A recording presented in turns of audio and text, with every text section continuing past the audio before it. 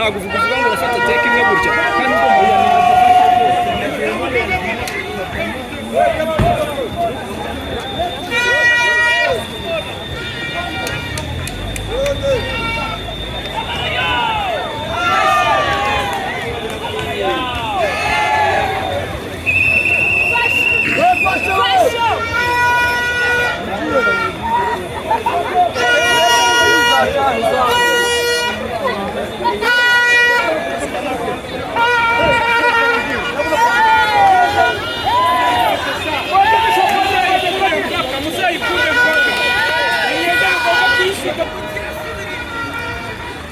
ahangaha abareho bose bageze mu karere ka Muhanga ahazwi nko kwa Haji, aho bagiye kubanza gufata icyo twakwita nka breakfast cyangwa se ifunguro.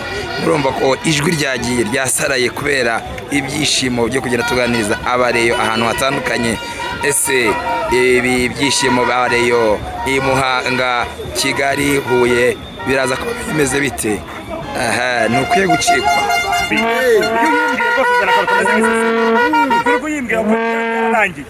nta kintu mbwiye. Uyu munsi umuntu witwa Bugingo Hakim ntago arakina kubera ikibazo cy'amakarita. Yego. Elia uramwizeje na kwijana. Kankubwiye. Ikipe mfite imeze neza. Yabo banzamo yabo nusimbura bose ni bamwe. Wigira ikibazo